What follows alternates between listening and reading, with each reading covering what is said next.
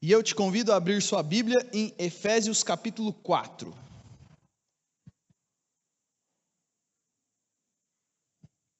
Efésios capítulo 4, a partir do versículo 17. Antes de nós iniciarmos, eu quero dizer para aqueles que estão nos visitando que vocês são muito bem-vindos entre nós. O nosso desejo é que você experimente, juntamente conosco e no nosso meio, esse Cristo maravilhoso que tem transformado as nossas vidas. Nós estamos aqui e a nossa igreja não é uma igreja que se reúne para estudar algumas ideias, é uma igreja que se reúne para estudar e seguir a Jesus Cristo, uma pessoa, e nós amamos a Cristo. Cristo tem mudado as nossas vidas e o nosso desejo é que você experimente um pouco desse Jesus maravilhoso que tem trabalhado nas nossas vidas. Você é muito bem-vindo e aqueles que estão nos visitando pela primeira vez, nós temos um presente para te dar, então não vá embora sem receber um livro que nós damos de presente, com meditações diárias no Senhor Jesus, para você ter uma meditação e uma reflexão sobre Jesus para cada dia do seu ano. Não vai embora sem receber esse presente, se você está aqui pela primeira vez. Meus queridos, nós estamos iniciando hoje uma nova série com o título Cultivando uma Família Feliz. No mês de maio, normalmente, nós fazemos uma série sobre família e com o tema de família. E nós iremos estudar, então, começando hoje, e isso vai se desenrolar por todo o mês de maio, o texto de Efésios capítulo 4, dos versos 17 ao versículo 32. Nós começaremos hoje com os versos 17 a 24 e nos próximos domingos nós vamos trabalhando pedaços desse texto, frações desse texto até o versículo 32. E o que nós iremos trabalhar, usando aí a metáfora da agricultura, são algumas coisas que são coisas corriqueiras, não são novidade nas nossas vidas, mas algumas ervas daninhas que nós precisamos arrancar das nossas famílias e algumas boas sementes que nós precisamos estar plantando nas nossas famílias, se nós desejamos uma família feliz. Hoje, o meu sermão hoje é mais introdutório a respeito desse tema, e eu vou falar sobre preparar a terra, porque não adianta você plantar boas sementes se a terra não estiver preparada para receber as boas sementes. Então nós iremos conversar hoje sobre como preparar a terra da nossa vida e da nossa família, para que as boas sementes do Senhor brotem, cresçam e frutifiquem para a glória do Senhor.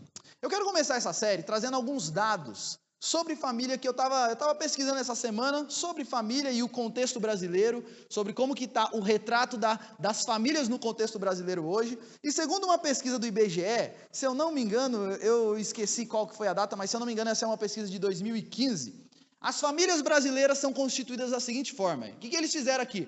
Fizeram uma pesquisa em todos os lares para ver o seguinte: de todas as casas que existem no Brasil, quantos por cento são casas de pessoas casadas, pessoas não casadas, e assim por diante. E o resultado dessa pesquisa foi o seguinte: de todas as casas do Brasil, 42% dessas casas moram pessoas casadas com filhos.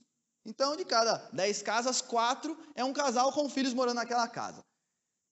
19,9% ou 20% dessas casas são habitadas por casais sem filhos. E é interessante isso, porque olha, enquanto 40% são casais com filho, 20%, metade do número, são casais sem filhos. Isso já mostra uma mudança que a gente teve no nosso contexto nos últimos tempos, porque antigamente, quem é mais velho aqui sabe, casava. Eu lembro um senhor falou para mim o seguinte: rapaz, eu casei com a minha esposa com 16 anos ela tinha, com 18 anos ela ainda não tinha engravidado, a gente estava preocupado, achando que tinha algum problema.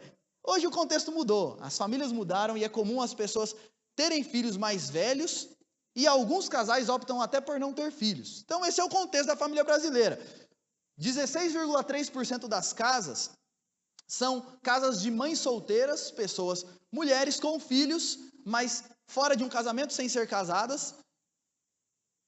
14,6% das famílias e das casas do Brasil são pessoas que moram sozinhas, 15% são pessoas que moram sozinhas.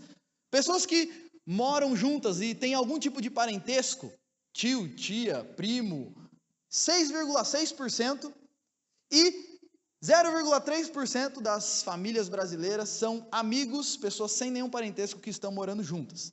Então, esses aqui são alguns dados de como que está o retrato familiar do nosso tempo. E a minha pergunta é o seguinte: vocês acham que mudou muito dos últimos 50, 60 anos para cá? Mudou, né? O quadro é completamente diferente, as famílias e o contexto familiar hoje é completamente diferente. Mais alguns dados que aí, pesquisando essa semana também, 1 em cada 3 casamentos atualmente termina em divórcio. Isso é um número muito grande. A cada 3 casamentos que tem, um casamento termina com divórcio. Esse é o contexto e a realidade brasileira.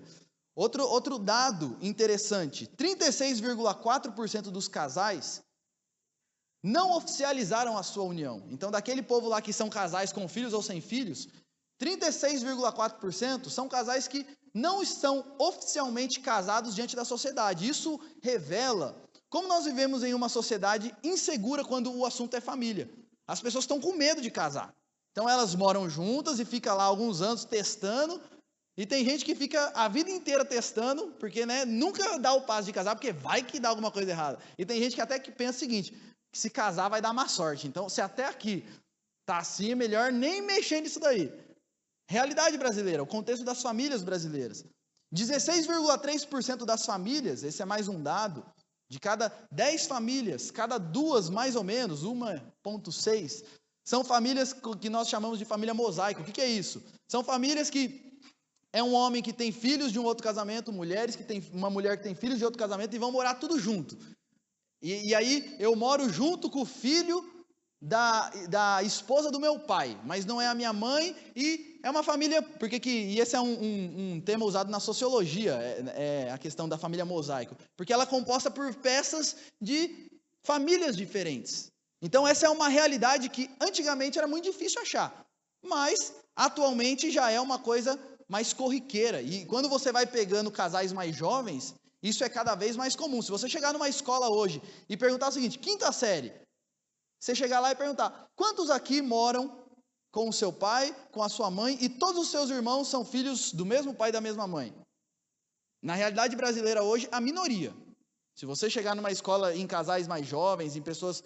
A minoria vive nesse contexto. Então essa é uma realidade. Aqui eu estou só trazendo os dados da nossa sociedade. Uma outra coisa, e aí isso daí não está no IBGE, mas não é difícil da gente perceber. Na nossa sociedade, hoje, sexo e casamento não andam mais juntos. Antigamente, sexo era uma coisa para dentro do casamento. Na nossa sociedade atual, não. Sexo é uma necessidade biológica, fisiológica, que você tem que suprir.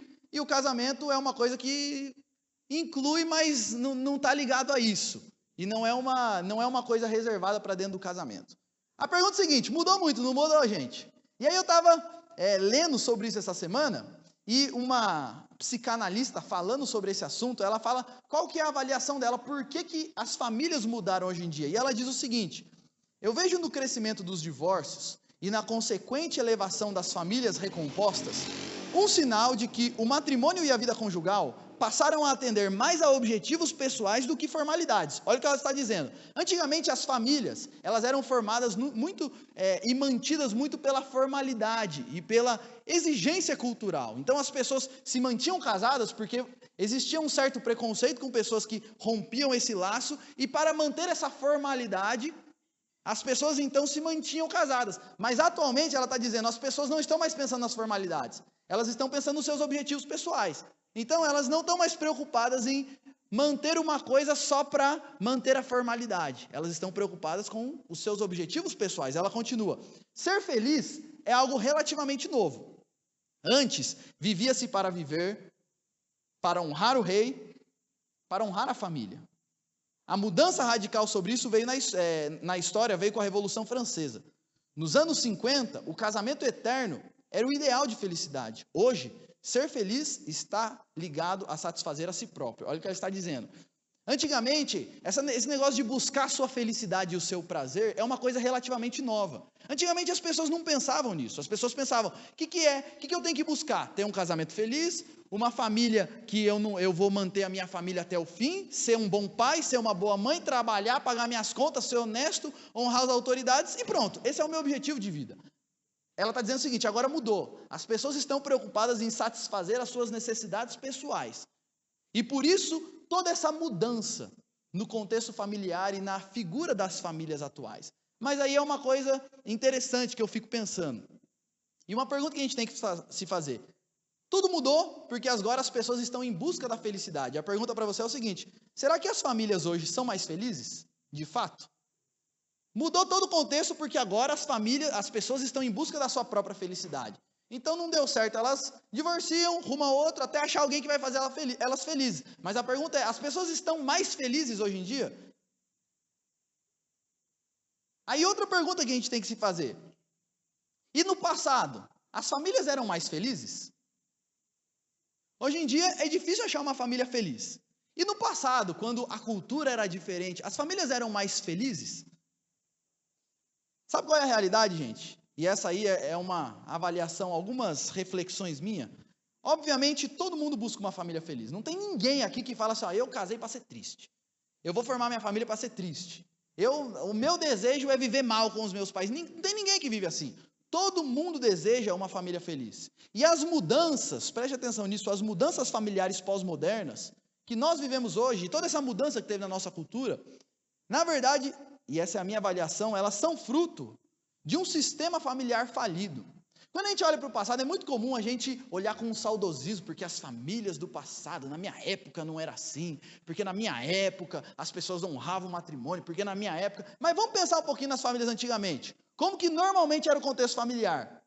Um marido que não estava nem aí para a esposa, claro, tinham aqueles que conheciam a Jesus e não viviam assim, mas como que era normalmente um contexto familiar antigamente? Um marido que maltratava a sua esposa, e era comum maridos que agrediam até as suas esposas, é verdade ou não é? Que tratava a esposa como se fosse uma propriedade, onde ela tinha que fazer tudo que ele quer e não podia falar nada. Era muito comum as pessoas terem filhos, porque era mão de obra barata, é verdade ou não é? Quem morava em roça, por que o povo tinha bastante filho? Porque era mão de obra que não precisava pagar, para ajudar na plantação, não dedicava amor, não dedicava cuidado.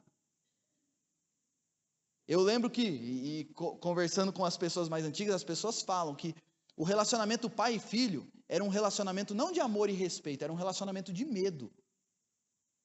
Porque o filho não podia falar um A, que senão o pai quebrava os dentes dele. Não era um pai que se dedicava com amor e carinho ao seu filho.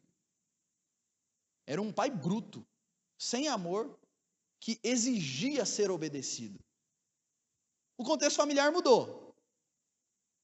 Antigamente era melhor? Na minha avaliação, não muito. Hoje em dia está bom? Na minha avaliação também não. E por quê, gente? Porque pode ser antigamente, pode ser hoje em dia, pode ser daqui 50 anos. Qualquer cultura familiar que seja construída longe dos princípios e valores do reino do Senhor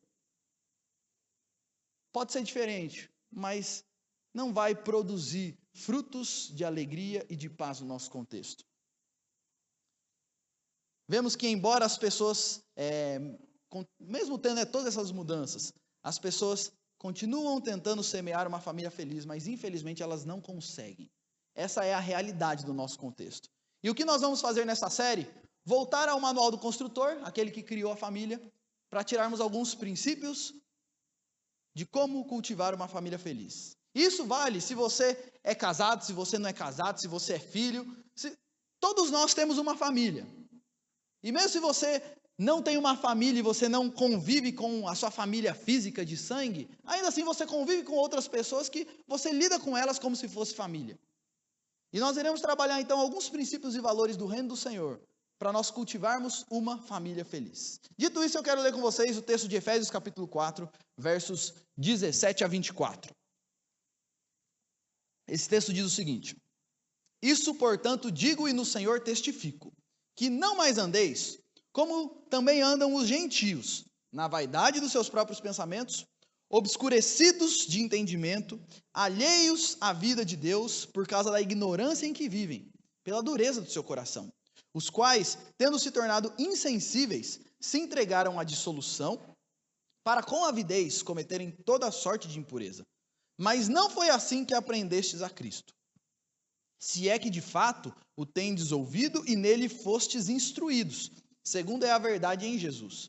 No sentido de que, quanto ao trato passado, vos despojeis do velho homem, que se corrompe segundo as concupiscências do engano, e vos renoveis no espírito do vosso entendimento, e vos revistais do novo homem, criado segundo Deus, em justiça e retidão, procedentes da verdade. A partir desse texto eu quero trabalhar com você o tema preparando a terra, usando aí a ilustração da agricultura, porque para que boas sementes nasçam, para quem aí já cultivou, você tem que primeiro limpar o terreno, porque se você semear num terreno sujo, as ervas daninhas e as pragas sufocam as boas sementes, E além de limpar bem o terreno, você precisa afofar e adubar a terra. E é sobre isso que a gente vai falar hoje. Porque se eu falar sobre as coisas boas que você tem que plantar na sua vida, sem antes você fazer uma limpeza e afofar a terra, não vai nascer nada. Então é sobre isso que a gente vai falar hoje, a partir desse tema. A primeira coisa que eu queria trabalhar nesse texto, que esse texto nos mostra, é que para ter uma família feliz, e claro que esse texto não está falando diretamente de família, eu estou aplicando ele ao contexto familiar, mas nós precisamos aprender a ser críticos com relação à cultura que nos rodeia. O texto diz o seguinte: isso, portanto, digo e no Senhor testifico, que não mais andeis como também andam os gentios. É importante a gente entender um pouquinho o contexto da igreja de Éfeso, quando Paulo escreve isso. Eu não sei se você sabe disso, mas a cidade de Éfeso era uma cidade altamente pagã, era uma cidade, era um dos principais polos religiosos da cultura da época e da religião da época, que era uma religião que adorava diversos e diversos deuses. E Éfeso era conhecido por ter um grande templo, onde você tinha milhares de sacerdotisas, onde se fazia rituais de prostituição cultual, onde os homens da cidade de Éfeso iam para esse templo e juntavam com aquelas mulheres, e todos praticavam um ato cultico aos deuses gregos, que envolvia sexualidade, e era uma prostituição, uma sujeira que só. Esse é o contexto da igreja de Éfeso. Paulo vai para Éfeso, prega o evangelho, aquela igreja nasce, pessoas se convertem, e agora você tem diversas pessoas que vêm desse contexto, que precisa aprender como caminhar com Jesus. E Paulo escreve para eles dizendo o seguinte: olha, uma coisa que eu falo para vocês e testifico para vocês, que não mais andeis como andam os gentios. Vocês andavam assim. Quem que é o gentio? Gentil era o não judeu, mas aqui está sendo usado como uma maneira de se referir às pessoas que não conhecem ao Senhor Jesus. E o que ele está dizendo aqui é o seguinte: vocês não conheciam a Jesus, mas agora vocês conhecem. Então não andem mais como vocês andavam antigamente, e como andam as pessoas que estão à sua volta, que ainda não conhecem ao Senhor. E aqui uma pergunta que a gente tem que fazer é o seguinte: nossa, mas será que Paulo é preconceituoso, racista? Então eu não posso andar com ninguém que não é crente, eu não posso caminhar, não posso conversar. Não, Paulo não está falando que a gente não pode se relacionar, que a gente não pode conversar, que a gente não é para nós estarmos no meio dessas pessoas. O que ele está falando é o seguinte: esteja no meio dessas pessoas, converse com essas pessoas, se relacione com essas pessoas, mas não andem como essas pessoas andam. E aqui tem uma questão que é importante nós entendermos. O que Paulo está nos mostrando aqui, nós precisamos entender isso, é que nós vivemos em uma cultura que não é neutra. O que Paulo está dizendo aqui é o seguinte: as pessoas que não conhecem a Jesus, aquilo que elas pensam, aquilo que elas fazem, aquilo que elas vivem, não é uma questão neutra, onde tipo assim, tudo bem, tem algumas práticas que está tudo... Vocês têm que ser muito críticos, porque quem não conhece a Jesus está com a sua mente obscurecida. E aplicando isso, se a gente estivesse falando, se Paulo estivesse escrevendo para nós, ele estaria dizendo mais ou menos o seguinte: tome muito cuidado, porque os filmes que você assiste, os cantores que você ouve, os livros que são escritos, os programas da televisão, tudo isso está sendo produzido por pessoas que não conhecem ao Senhor. Claro que existem cantores, escritores e etc. Mas de maneira geral, quem faz a cultura e quem dirige o que o mundo pensa e quais são os princípios e valores que o mundo abraça, são pessoas que não conhecem ao Senhor. Então ele está dizendo o seguinte: sejam críticos, vocês estão vivendo no meio de um monte de gente que vive de um jeito diferente do que vocês têm que viver. E se vocês não forem críticos, pouco a pouco vocês vão estar fazendo as mesmas coisas que todo mundo está fazendo. Então, seja crítico. E tome cuidado, porque talvez você tenha coisas na sua vida, pensamentos que você cultiva, princípios e valores e ações que estão de acordo com aquilo que todo mundo faz, mas não está de acordo com aquilo que o Senhor deseja. Meus irmãos, nós vivemos em uma cultura que é o que nós chamamos de uma cultura humanista. E isso vem aí depois do iluminismo no século XVII. Que é uma cultura marcada, e eu diria que esses são talvez os 4 pontos principais da nossa cultura. É uma cultura altamente materialista, que se preocupa só com o aqui e o agora e o que eu posso conquistar de material nesse mundo. As pessoas vivem como se nada existisse além desse mundo. Essa é a nossa cultura. E a nossa cultura está dizendo o tempo todo para nós: você precisa investir a sua vida e gastar a sua vida para conquistar mais coisas desse mundo, mais coisas materiais. Essa é a nossa cultura. E nós precisamos ser críticos em relação a isso. Nós vivemos em uma cultura antropocêntrica. O homem está no centro. O que importa não é o que os outros pensam sobre você, o que importa é você satisfazer os seus desejos, é você ser feliz, é você fazer o que você quer, e não deixe ninguém olhar para você e dizer o que você tem que fazer. Cada um é dono da sua vida e cada um faz o que quer. Essa é a nossa cultura. E eu não posso falar para você que você está errado, porque senão eu estou te desrespeitando. Cada um manda na sua vida, não existe certo e errado, existe o que cada um quer fazer, o homem no centro. E nós vemos isso aplicado até à religião, porque nós vemos as pessoas lidando com Deus e buscando a Deus como se Deus fosse servos dela, como se Deus fosse servo delas, como se Deus tivesse que atender todos os desejos dela, como se Deus tivesse que dizer, sim senhor, vou te obedecer, e não o contrário. Nós vivemos nessa cultura antropocêntrica, uma cultura hedonista. O que é o hedonismo? É a busca pelo prazer, e o que importa acima de tudo é o prazer. E não existe nada errado se te faz feliz. Nós vivemos essa cultura. Uma cultura pluralista, onde cada um tem a sua verdade. Onde cada cabeça uma sentença. E eu não posso falar que você está errado, você não pode falar que eu estou errado. Todo mundo, cada um tem sua verdade e está todo mundo no mesmo nível. Essa é a nossa cultura. E o que Paulo está dizendo aqui é o seguinte: tome cuidado. Não vivam como as pessoas que estão à sua volta vivem. E se você não estiver tomando cuidado com isso, pouco a pouco, o que a cultura vai semeando, vai brotando nos nossos corações e nós, pouco a pouco, vamos nos tornando mais do mesmo. Paulo vai continuar dizendo o seguinte: como que os gentios vivem? Eles andam na vaidade dos seus próprios pensamentos.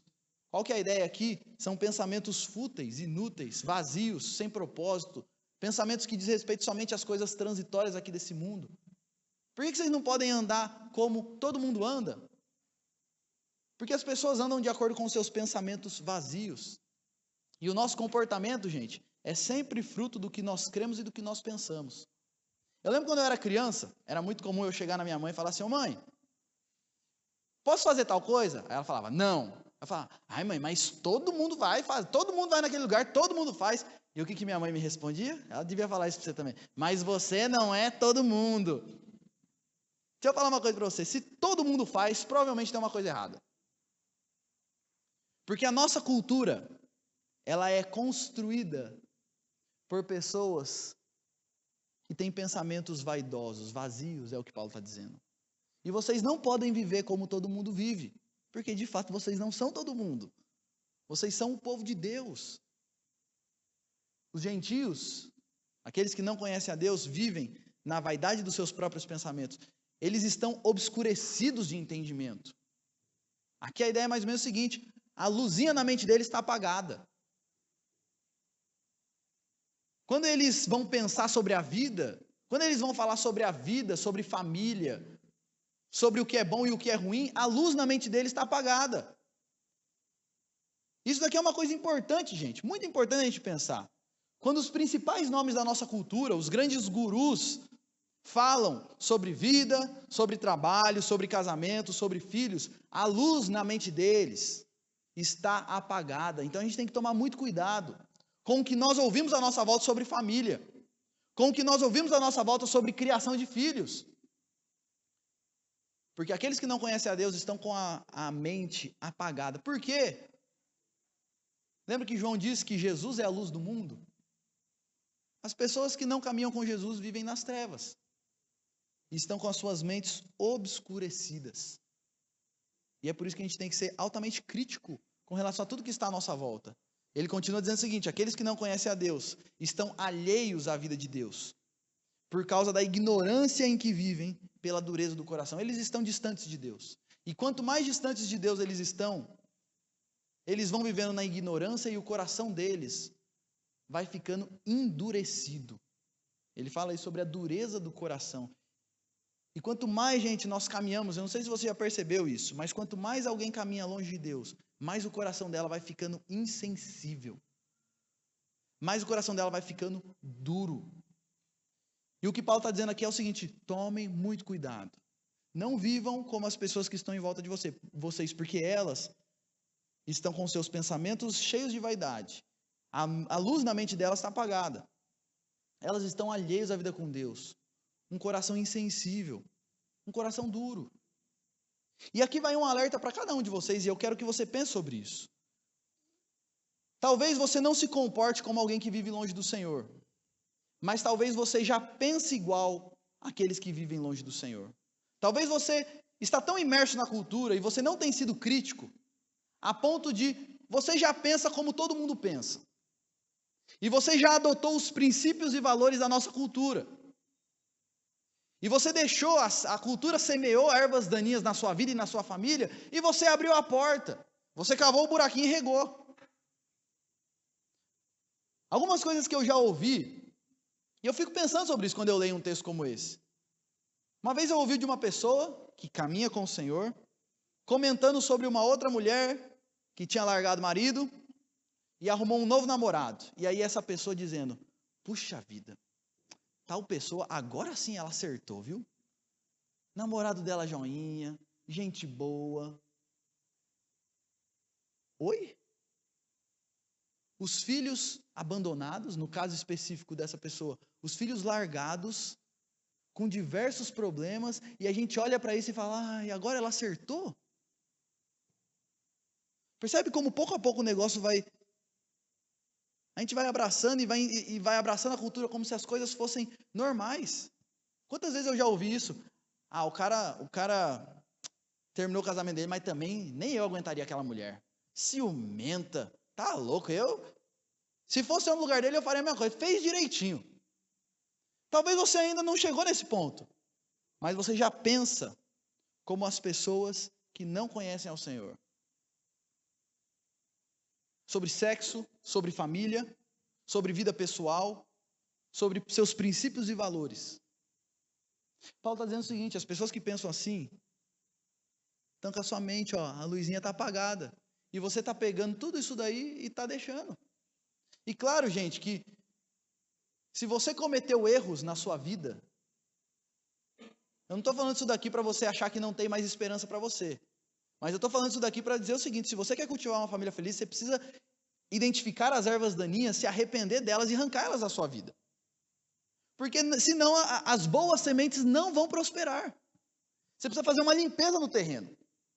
E você faz uma limpeza no terreno sendo crítico, identificando quais são os pontos da sua vida que você abraçou os princípios e valores da nossa cultura, para que você possa dar um passo diferente daqui para frente. Paulo vai continuar dizendo o seguinte, qual que é a consequência dessas pessoas que estão nos seus pensamentos vaidosos, obscurecidos e longe de Deus? Ele vai dizer, os quais, tendo se tornado insensíveis, se entregaram à dissolução para com avidez cometerem toda sorte de impureza. Olha o que ele está dizendo. Como eles têm a mente obscurecida e estão longe de Deus, eles se tornam insensíveis espiritualmente falando, tornando-se insensíveis. E à medida que eles vão se tornando insensíveis, eles vão se entregando a toda sorte de impureza. Eles vão afundando, espiral descendente, afundando nos seus erros, nas suas vaidades. Eles não conseguem mais discernir o que é verdade e o que é mentira, o que é certo e o que é errado. A mente está bagunçada. E é por isso que nós precisamos ser profundamente críticos com relação a tudo que está à nossa volta. Não estou falando que não tenha coisas boas nesse mundo. Como o ser humano é criado à imagem de Deus, ele ainda produz muitas coisas boas. Mas tudo de bom que o homem produz sempre vai estar no meio do negócio algumas marcas de uma vida longe de Deus. E é por isso que nós precisamos ser extremamente críticos com relação à cultura que nos rodeia. Gente, essa cultura está 24 horas por dia, por todos os meios possíveis, semeando na sua vida e na sua família. Saiba disso. Essa cultura que nos cerca está o tempo todo semeando coisas na sua vida. Quando você liga a televisão, ela está semeando.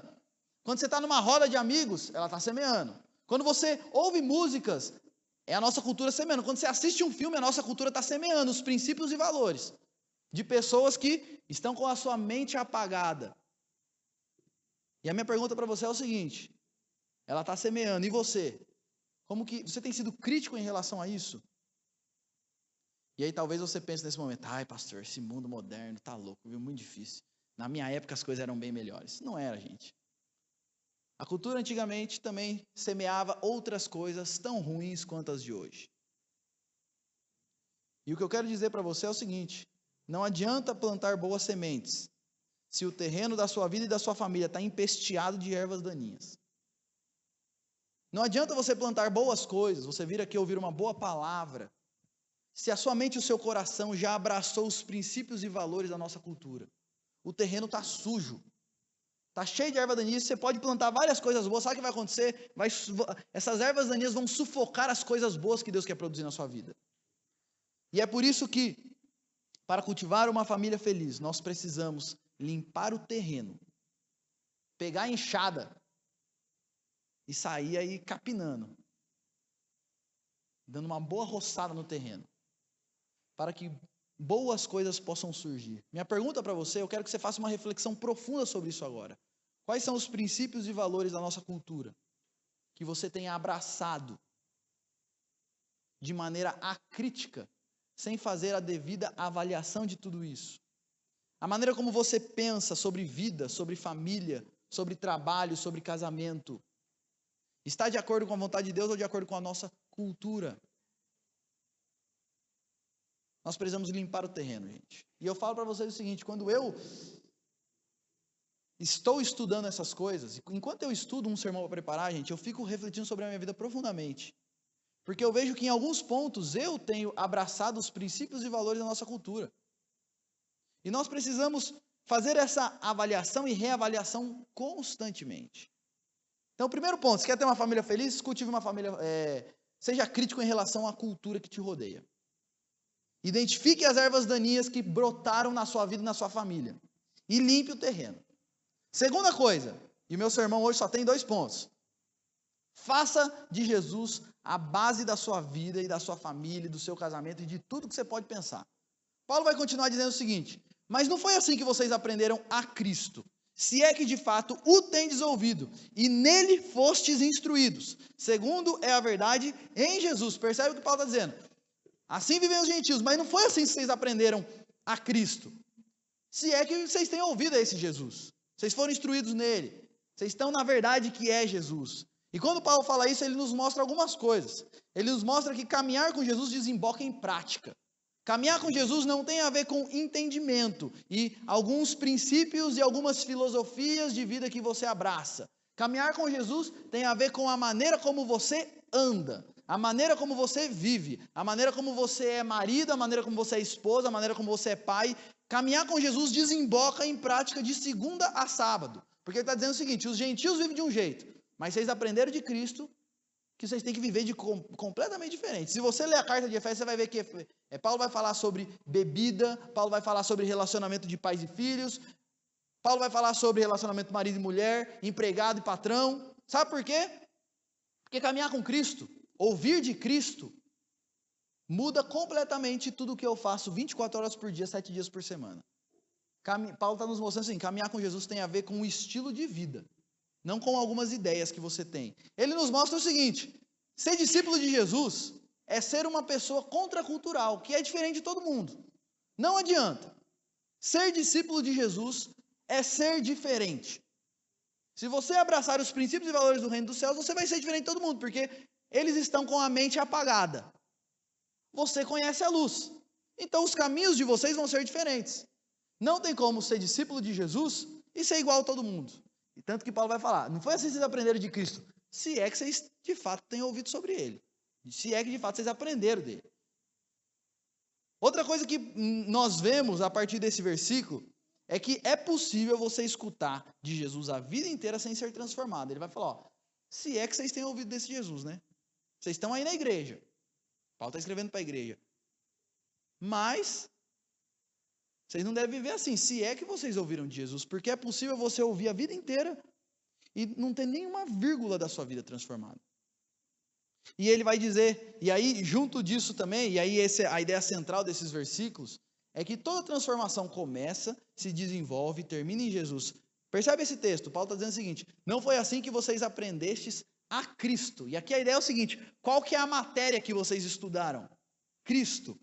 E quem que foi o professor? Ele vai dizer, se é que de fato o tendes ouvido. Quem que é o professor? Cristo. E nele fostes instruídos. Qual que é a sala de aula? O contexto é Cristo. Segundo a verdade que está onde? Em Jesus. E o que Paulo está dizendo aqui é o seguinte. As transformações das nossas vidas e a vida com o Senhor. A gente tem que entender que a base de tudo é Jesus e o que Ele fez. Ele é a matéria que nós estudamos, Ele é o nosso professor, Ele é a sala de aula, Ele é a nossa vida. E a verdade toda está nesse Cristo. E por que Cristo é a base de toda mudança e de tudo que a gente precisa para que boas coisas nasçam nas nossas vidas? A gente sabe disso. Por quê? Porque Cristo é aquele que, diferente do primeiro homem, Adão, que falhou contra Deus e colocou a gente nessa situação que está o nosso mundo, Cristo foi aquele que enfrentou tudo o que nós enfrentamos e venceu. O único que merecia ser abençoado e não ser amaldiçoado de forma nenhuma. Esse era Jesus. Mas o que ele fez? Tomou o lugar daqueles que merecem condenação e maldição, para nos dar vida. E é por isso que Paulo está dizendo aqui é o seguinte, para cultivar coisas boas na sua vida, e aplicando para o contexto familiar, sabe qual que tem que ser a base? Jesus. Porque só Ele perdoa os nossos pecados, só Ele amolece o nosso coração, e usando a metáfora da agricultura, só Ele afofa o solo dos nossos corações e aduba para que boas coisas nasçam. Porque Ele é quem nos perdoa, Ele é quem nos transforma. E Paulo vai continuar nos falando o seguinte, ok, e o que Jesus nos ensina então? Ele vai dizer o seguinte, no sentido de que quanto ao trato passado, vos despojeis do velho homem, que se corrompe segundo as concupiscências do engano. O que Jesus ensina para a gente? Como que a gente tem que viver? A gente precisa viver, a ideia de despojar, a ideia de tirar a roupa. A gente tem que viver tirando a roupa do velho homem. O que é esse velho homem? Que a gente tem que tirar a roupa. Paulo está falando aqui da nossa antiga natureza, ou da nossa natureza pecaminosa, a nossa inclinação para o mal, que todos nós temos ela dentro de nós. Todos nós aqui, sem exceção, nascemos com uma inclinação para o mal. Isso a gente vê desde criancinha. Estava falando hoje de manhã, estou com uma filhinha lá de 1 mês e meio, ela ainda não está falando, né? Mas eu sei que daqui a um tempo vai acontecer o seguinte, eu vou estar lá com ela, e ela vai estar chegando para colocar o dedinho na tomada, e eu vou falar para ela, Sara, não. E ela vai ficar assim, ó, olhando para mim e chegando com o dedinho na tomada. Sabe por quê? Porque desde pequenininho, existe uma inclinação no nosso coração para a desobediência. Eu sei que daqui a pouquinho a minha filha vai estar crescendo, e aí ela vai estar brincando com os amiguinhos dela, com o filho do Antônio e da Renata, que nasceu aí há pouco tempo também. E aí quando o Antônio pegar o brinquedinho dela, ela vai dar um tapinha na mão dele e vai falar, é meu. Sabe por quê? Porque todos nós nascemos com uma inclinação para o mal. E você acha que não é assim? Então vamos trazer para o nosso dia a dia. Quando alguém te trata mal, a sua reação natural é tratar ele bem, perdoar e fazer o bem para ele, ou é tratar mal também? Esses somos nós, gente. E Paulo está dizendo o seguinte, sabe esse velho homem que tem dentro de vocês? Essa natureza má que tem dentro de vocês, que se corrompe segundo as concupiscências do engano? Vocês precisam jogar fora isso. Tudo que é característico do velho Júlio, do Júlio antes de Jesus, do Júlio que vivia antes de conhecer Jesus, eu preciso arrancar essas roupas e jogar fora. E vira e mexe esse Júlio antigo, que é vira-tona, quer dar as caras por aí. Paulo está dizendo, sabe o que vocês aprenderam de Jesus? Vocês precisam arrancar essa roupa velha e jogar ela fora. E ele vai continuar dizendo o seguinte, o que mais vocês precisam fazer? Vocês precisam renovar o espírito do vosso entendimento. Vocês precisam renovar a mente de vocês. Porque as mudanças que Deus opera em nós começam com a renovação dos nossos princípios e valores. E Paulo não está falando aqui apenas sobre você entender algumas coisas. Ele está falando sobre você mudar a maneira como você enxerga o mundo. Caminhar com Jesus é você ter uma visão completamente diferente do que todo mundo tem da vida. Não é só uma questão religiosa. Caminhar com Jesus não é só religião. É enxergar a vida inteira de modo diferente. É você ter uma visão sobre vida, família, trabalho, criação de filhos e etc. Completamente diferente de todo mundo. Renovar a sua mente. E aqui, gente, eu vou passar por isso bem rápido, mas a visão do nosso mundo, o que eu já disse, a visão humanista do mundo é a seguinte, o mundo, essa vida não tem muito propósito. O propósito dessa vida é o seguinte, se aproveitar o máximo que você puder, que acabou, acabou. É isso que as pessoas pensam. É uma sociedade materialista, não tem nada além disso daqui. O homem é dono do seu destino, cada um segue a sua vida e faz a sua vida. Você tem que buscar o prazer e o bem-estar acima de tudo, e cada um acredita no que quer. Paulo está dizendo o seguinte: você precisa renovar sua mente, você não pode pensar assim. Você tem que entender que, por exemplo, Deus criou tudo com propósito. Se você existe, se você está aqui nessa terra, é porque Deus tem algo para fazer por meio da sua vida. A vida tem sim um propósito que vai muito além de conquistar algumas coisas nesse mundo. Você precisa entender e você precisa renovar sua mente, porque existe muita coisa além desse mundo material. Todos nós vamos morrer um dia e a morte não é o fim. Você vai viver 90, 100 anos aqui na terra, mas você tem uma eternidade pela frente. E o que você faz aqui determina como que vai ser lá. Essa é a visão que nós precisamos ter da vida. Precisamos renovar o nosso entendimento. Entender que não é o homem que é dono do seu destino, mas Deus é o Criador e Redentor de tudo. Entender que prazer e bem-estar é só em Jesus.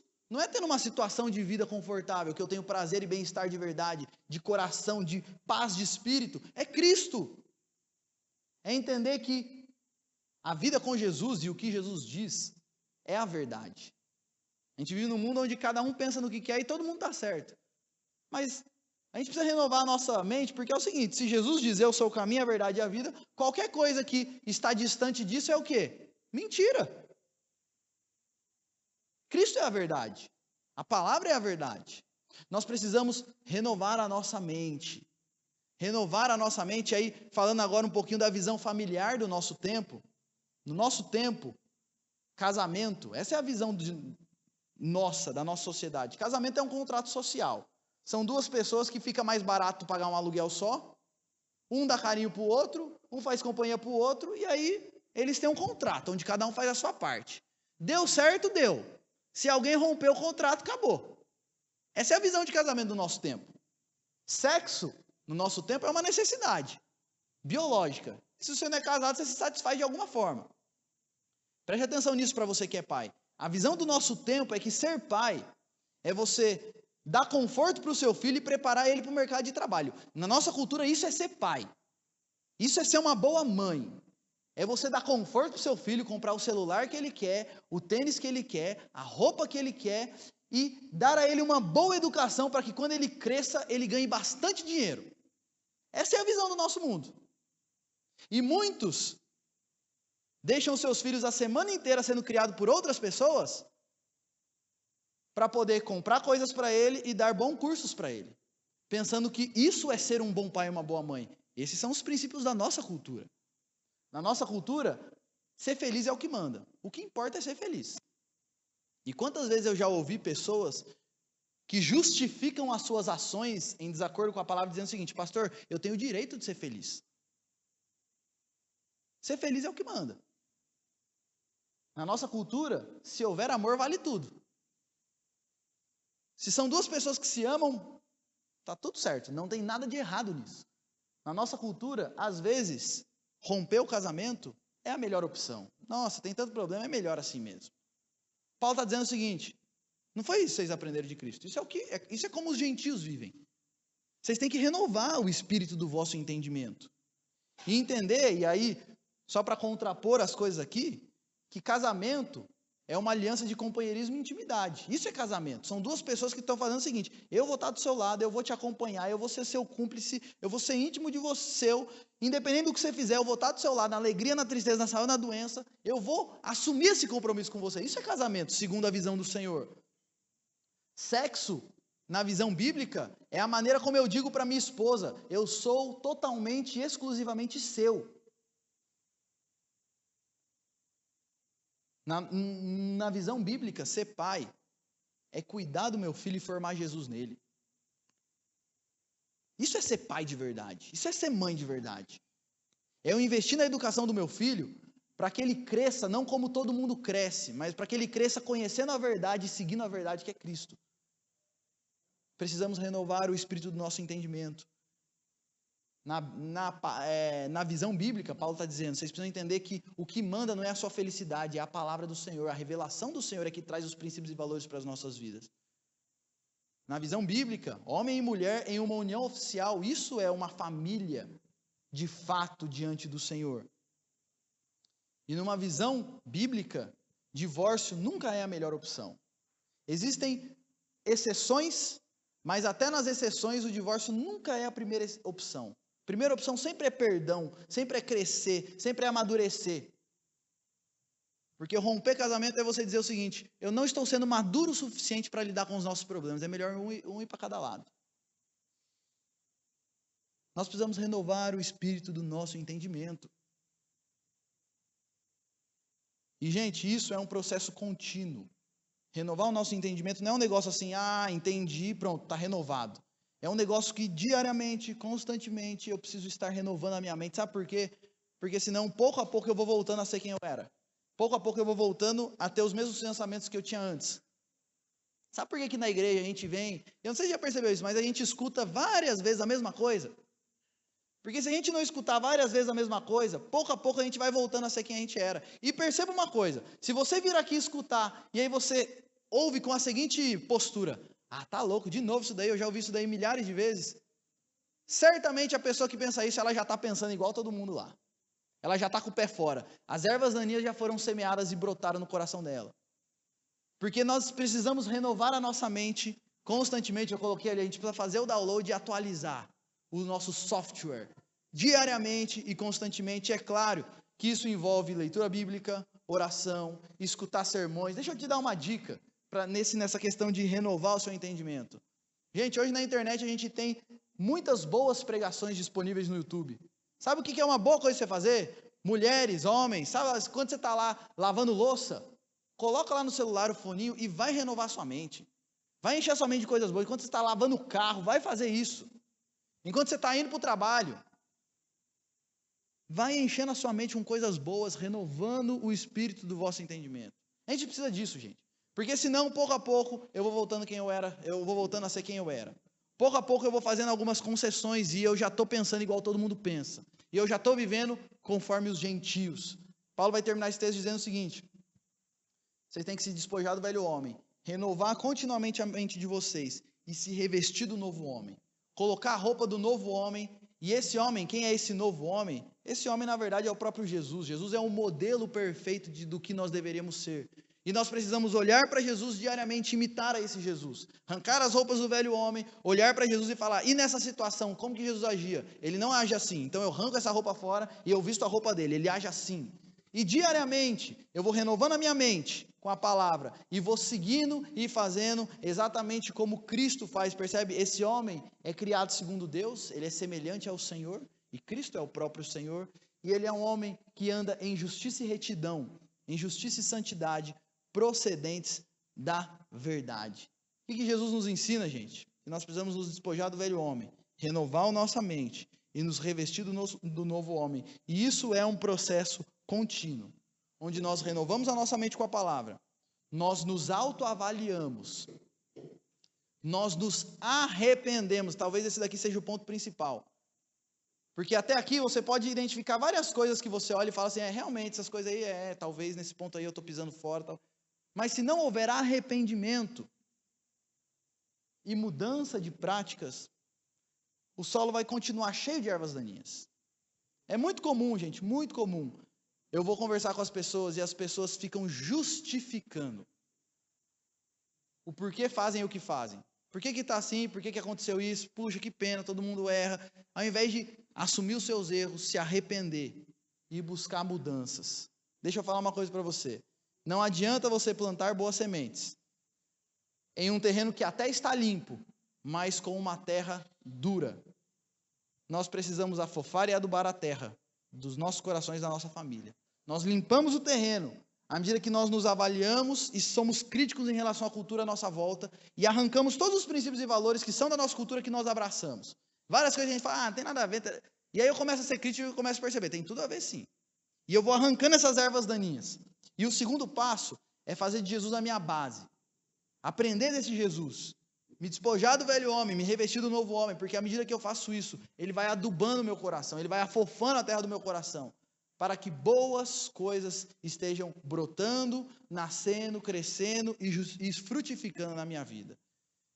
Eu quero terminar, gente, trazendo algumas reflexões finais a partir desse texto. Eu quero fazer uma pergunta para você. A nossa cultura está semeando na sua vida e na sua família a todo momento. A todo momento a nossa cultura está semeando na sua vida, na sua família. A minha pergunta é a seguinte: você tem sido crítico? Você tem sido crítico em relação à cultura que nos cerca? Você tem sido crítico à maneira como as pessoas à nossa volta pensam? Quando eu pego você e a pessoa que trabalha junto com você, quando eu pego você e uma família, um vizinho, alguém que não conhece ao Senhor, é a mesma coisa? Não, pastor, a minha é pior. Aí o negócio está... Você tem sido crítico em relação à cultura que nos cerca? Gente, nós precisamos preparar a terra fazendo uma limpeza radical de pensamentos, palavras e ações que estão em desacordo com a vontade do Senhor, que tem a ver com como os gentios andam. Outra pergunta para você é o seguinte: como você tem se relacionado com Jesus e com os seus ensinamentos? Como você tem se relacionado com esse momento aqui? Você chega aqui, ouve a palavra com uma postura de desprezo, com uma postura de orgulho? Ah, isso daí eu já ouvi, isso daí... Como você tem se relacionado com o Senhor e com os ensinamentos dele? Diariamente na sua casa com a palavra, como você tem se relacionado com ela? Muitas famílias não nascem coisas boas porque o solo está duro. Por quê? Porque não ouvem Jesus. Desprezam a Jesus. Como você tem se relacionado com os ensinamentos de Jesus? Preparar a terra envolve afofar e adubar o terreno, para que boas sementes brotem. E isso só acontece quando Jesus se torna o centro de tudo. Uma última pergunta que eu quero te fazer: quais são as posturas do novo homem e da nova mulher que Deus desafia você nesse momento a assumir e viver? Porque senão isso daqui é só mais uma palavra para você. Quais são as coisas que Deus está te desafiando nessa noite a arrancar da sua vida?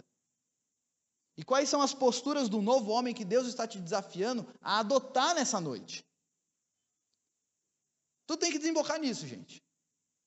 Para cultivar uma família feliz, nós precisamos estar dispostos a ouvir o Senhor, arrancar aquilo que não presta e plantar aquilo que presta.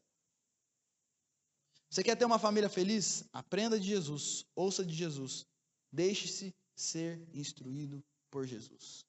Todos nós queremos ter uma família feliz. Eu, você e todo o Brasil. E para que nós cultivemos uma família feliz, nós precisamos, e esse aqui é o segredo, gente, nós precisamos ser críticos em relação a tudo que a gente ouve, para que a gente limpe o terreno. E nós precisamos afofar a terra das nossas famílias e dos nossos corações com a pessoa de Jesus. Aí sim, você vai começar a ver boas coisas nascendo em sua vida.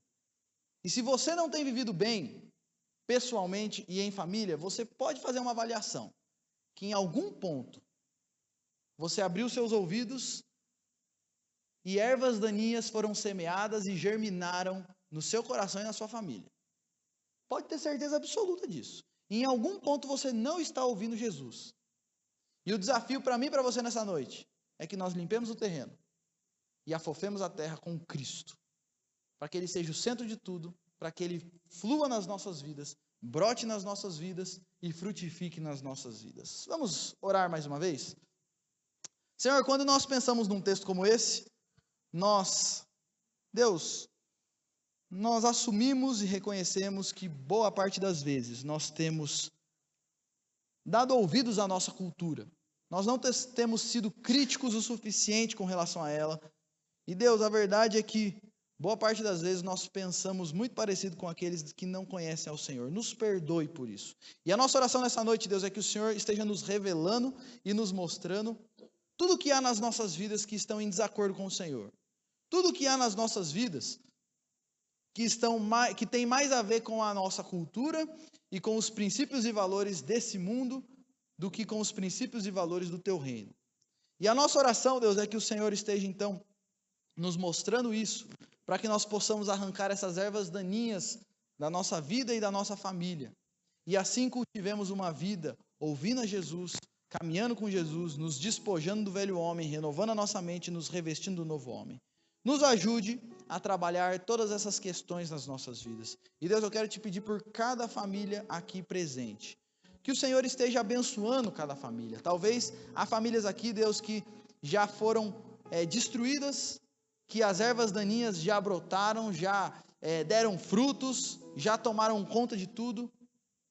Mas eu quero te louvar porque o Senhor é o Deus que nos dá perdão e o Senhor é o Deus que nos traz renovo. E o Senhor é aquele que, mesmo depois que tudo está destruído, tem poder e renova. Então a minha oração é que o Senhor esteja abençoando cada família aqui presente, trazendo renovo para cada família e ajudando cada família a fazer uma autoavaliação profunda a partir da tua palavra e a partir daquilo que o Senhor deseja para nós, Deus. Obrigado pelo teu amor, manifesto naquela cruz por nós, por meio de Cristo.